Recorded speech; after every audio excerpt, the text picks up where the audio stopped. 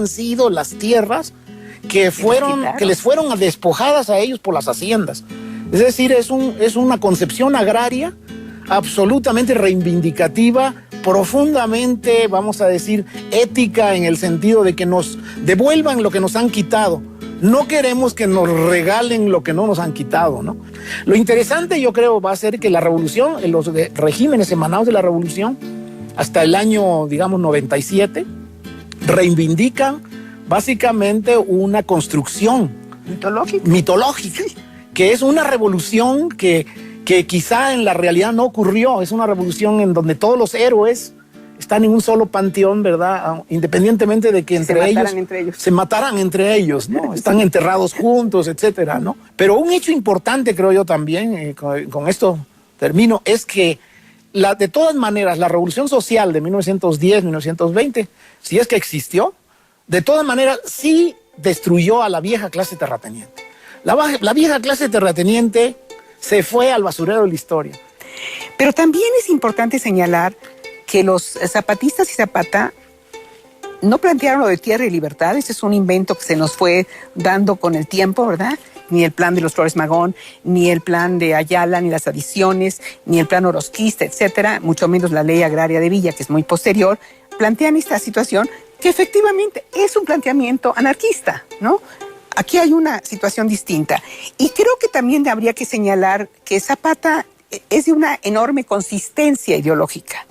Él fue enemigo de Díaz, fue enemigo de Madero, fue enemigo de Huerta y fue enemigo de Carranza. Por algo lo matan, ¿verdad?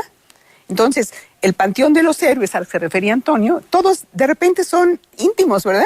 Y todo está, el grupo en el poder, es decir, a partir de Carranza, se apropian de los ideales zapatistas, apropian entrecomillado, para construir algo que no tiene nada que ver con lo que fue realmente el proceso zapatista. A mí me parece profundamente conmovedor el zapatismo, porque con una serie de limitaciones impresionantes van a dar paso a un movimiento sui generis. Primero, a una lucha de guerrillas.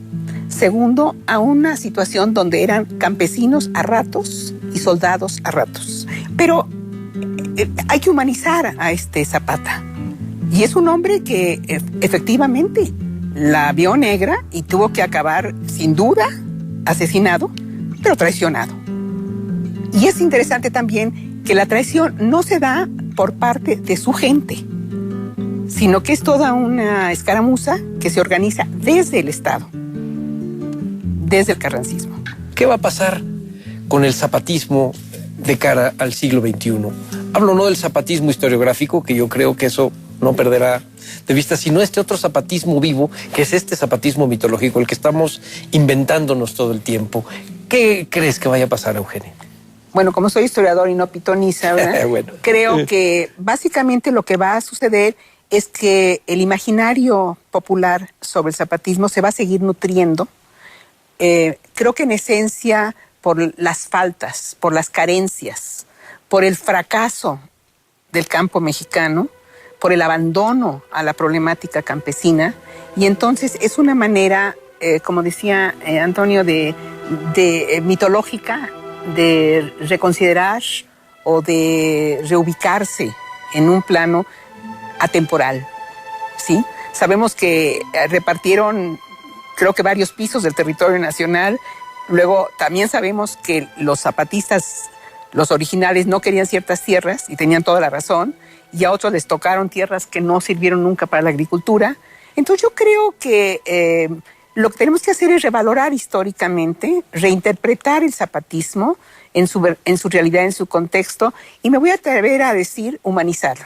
También pensando como historiador, yo pienso que el zapatismo, este zapatismo popular va a ir lentamente extinguiéndose porque esos campesinos ya no existen. Es decir, México era un país básicamente rural en 1910. Hasta mediados de los años 60, la mayor parte de la población vivía en el campo. Actualmente, la mayor parte de la población vive en las ciudades o en Estados Unidos, y la mayor parte incluso de los que todavía se mantienen en el campo están haciendo realidades prácticamente urbanas en el campo. El problema del campo son otros. El problema es el narcotráfico, la violencia, otras cosas que no ocurrían hace 30 o 40 años todavía. los jóvenes actuales, por ejemplo, en las comunidades rurales de Morelos, no tienen nada que ver con ese mundo. Es decir, tienen su alma, su corazón puesto en otra parte, vamos a decir, en un desarrollo urbano que se ha dado en el país impresionante. Y con esto despedimos el programa, después de tocar las aristas de la única biografía de nuestra historia que hemos pensado nace 400 años antes de que naciera el personaje y que estamos repensando todavía 100 años, casi 100 años después de que murió. Muchísimas gracias por participar en este programa.